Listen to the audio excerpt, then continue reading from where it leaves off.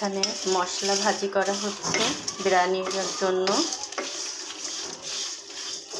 বিভিন্ন রকম মশলা দেখে বুঝতে পারছেন। এখানে আলু ভাজি করে রাখা হয়েছে, এখানে মুরগির মাংস রেডি করে রাখা হয়েছে, এখানে বেরেস্তা, টক দই, এখানে আরও কিছু মশলা, এখানেও কিছু মশলা, গোটা মশলা রাখা হয়েছে, এখানে পেস্ট করা সব মশলা, এখানে পেঁয়াজ কুচি। এই মশলাগুলো ব্লেন্ডার করা হবে।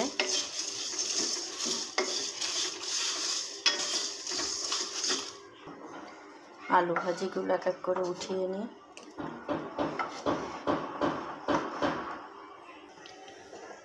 এখন ডিম ভাজি করে নিব।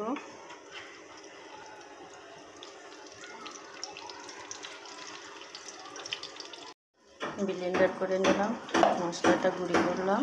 এখন এই মশলাটা বেটে নিব। মশলাটা কষিয়ে নিচ্ছি মাংসের সঙ্গে সুন্দর করে। চালটা ধুয়ে নেব। 1 চামচ আদা বাটা দিয়ে দিলাম, 1 চামচ রসুন বাটা আর গোটা মশলা, লবণ দিয়ে দিয়েছি। এখন সুন্দর করে ভেজে নেব। আলু অ্যাড করে দিলাম। এখন আমি সাজিয়ে নিচ্ছি।